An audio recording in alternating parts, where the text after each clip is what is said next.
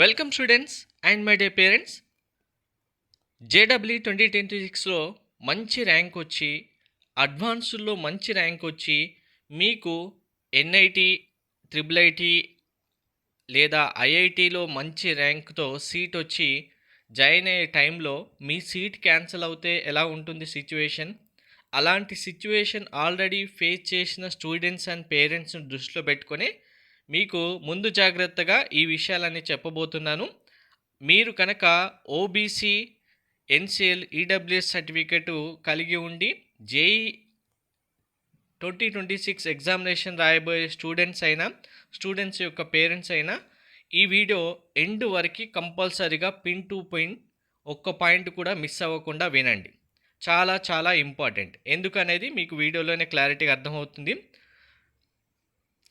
Seat వచ్చినా కానీ cancel చేసే సర్టిఫికెట్స్ ఏమైనా ఉన్నాయి స్టూడెంట్కు అంటే కనుక అది ఓబీసీ, ఈడబ్ల్యూఎస్ సర్టిఫికెట్సే.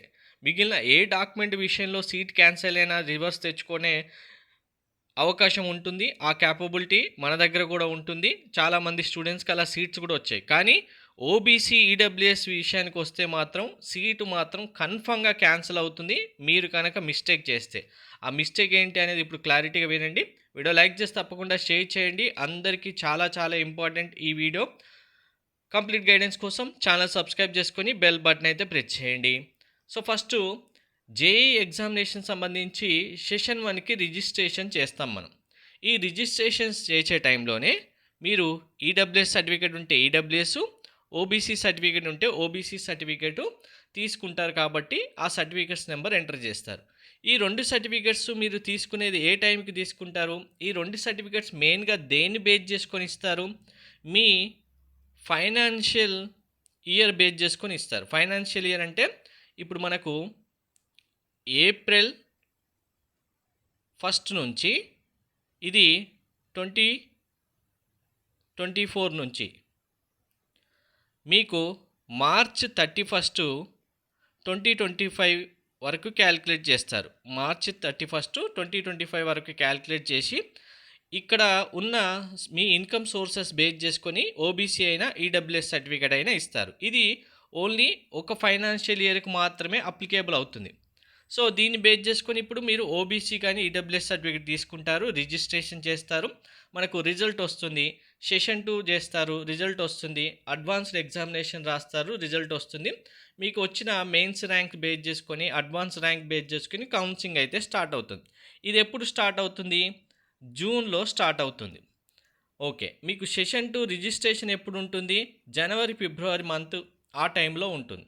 ఓకే, సో ఇక్కడ మీకు సీట్ వచ్చిన తర్వాత మీరు అప్పుడు సర్టిఫికెట్స్ అప్లోడ్ చేయాలి. ఇక్కడ మిగిలిన సర్టిఫికేట్ విషయం పక్కన పెట్టండి.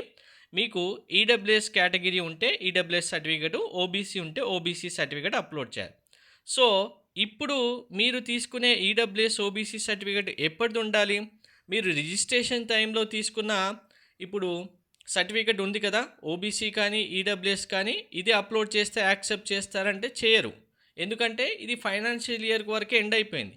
ఇప్పుడు మళ్ళీ కౌన్సిలింగ్ టైంలో మీరు సర్టిఫికేట్ అప్లోడ్ చేయాలంటే అది ఎప్పుడు తీసుకోవాలి మళ్ళీ అంటే కనుక ఏప్రిల్ 1 తర్వాత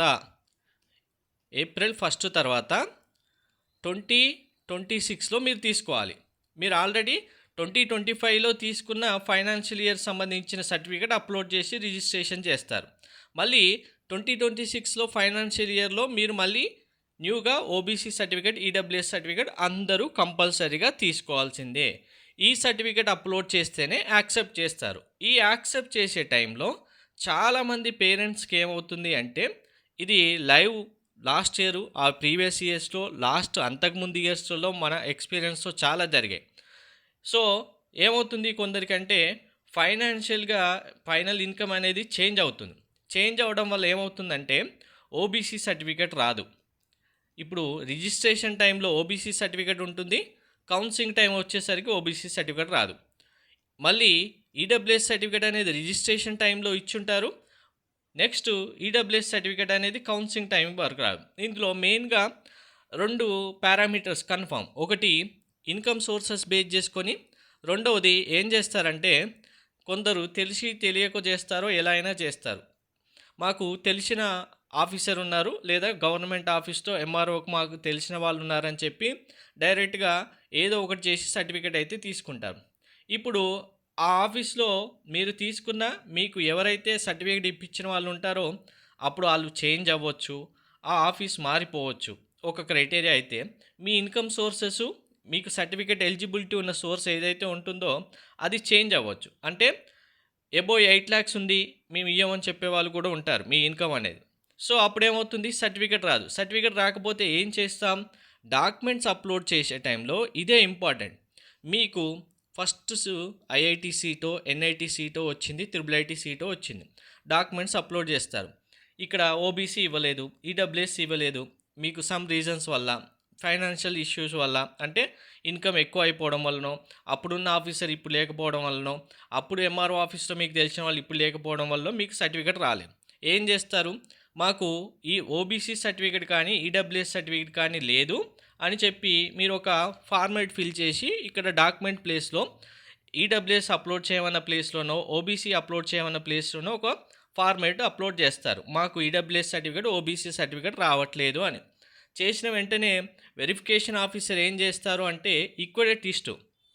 డైరెక్ట్‌గా మీకు వచ్చిన సీటు ఫస్ట్ రౌండ్‌లో ఏదైతే సీట్ వస్తుందో అది మీకు ఎంత మంచి ర్యాంక్ వచ్చినా మీరు EWS certificate, OBC certificate produce చేయలేదు కాబట్టి మీ సీటు క్యాన్సిల్ చేస్తున్నాం అని చెప్పి క్యాన్సిలేషన్ డైరెక్ట్‌గా అవుతుంది. మీకు మరి మళ్ళీ సీట్ అలాట్ చేయరా అంటే సెకండ్ రౌండ్‌లో సీట్ అలాట్ చేస్తారు.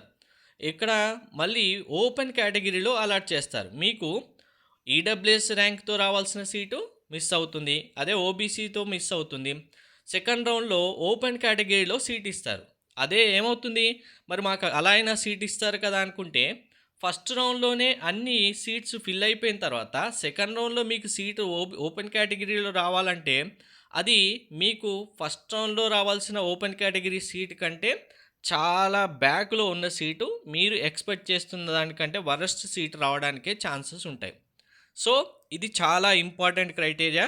ఓబీసీ అండ్ ఈడబ్ల్యూఎస్ సర్టిఫికేట్ తీసుకునే వాళ్ళు మీరు చేయాల్సింది ఏంటి అంటే ముందు జాగ్రత్తగా ఇప్పుడు రిజిస్ట్రేషన్ చేసే టైంలో ఓబీసీ, ఈడబ్ల్యూఎస్ వస్తుందని రిజిస్ట్రేషన్ చేయడం కాకుండా, ఇప్పుడు సర్టిఫికేట్ ఏదైతే ఓబీసీ, ఈడబ్ల్యూఎస్ తీసుకుంటున్నారో మీరు మీ ఫైనాన్షియల్ సిచ్యువేషన్ మీకు తెలుస్తుంది. నెక్స్ట్ ఇయర్ మీకు మళ్ళీ ఆ ఇయర్ మీకు తెలిసిన వాళ్ళు ఆ సర్టిఫికేట్ ఇస్తారా లేదా, మీరు వేరే విధంగా తీసుకుంటే వస్తుందా లేదా అనేది మీకు తెలిసే ఉంటుంది. దాన్ని బేస్ చేసుకొని ఆ క్యాల్కులేషన్ బేస్ చేసుకొని ఇప్పుడు ఈడబ్ల్యూఎస్ అయినా, ఓబీసీ అయినా తీసుకోండి.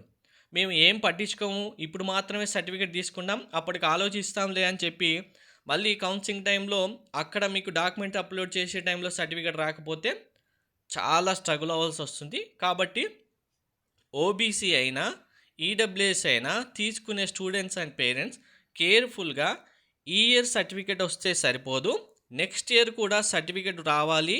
అలా రావాలి అంటే మేము ఎలిజిబుల్ అవుతామా కామా నెక్స్ట్ ఇయర్కి అనేది కూడా ఆలోచించుకొని, మీకు తెలియకపోతే ఒకవేళ మీ సేవా సెంటర్కి వెళ్ళినా కూడా మాకు ఈ సంవత్సరం ఇంత ఇన్కమ్ ఉంది, లేదంటే ఫైనాన్షియల్ సోర్సెస్ క్యాలిక్యులేషన్ ఇంత ఉంది, మరి నెక్స్ట్ ఇయర్ కూడా మాకు ఇంకా ఇంక్రీజ్ అవుతేనో లేదు చేంజ్ అవుతేనో వస్తుందా లేదా అనేది జస్ట్ ఒకసారి అడిగి చూడండి. మీకు తెలిస్తే వాళ్ళు చెప్తారు. దాన్ని బట్టి మీరు డిసైడ్ చేసుకోండి.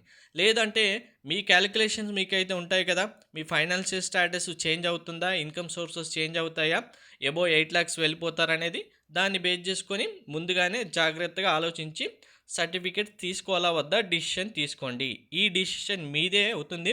ఎంత మంచి ర్యాంక్ వచ్చినా సీటు లాస్ చేసే రెండు సర్టిఫికేట్స్ స్టూడెంట్స్కి మెయిన్గా ఓబీసీ, ఈడబ్ల్యూఎస్. అందరికీ క్లారిటీగా అర్థమైంది కదా. Thank you.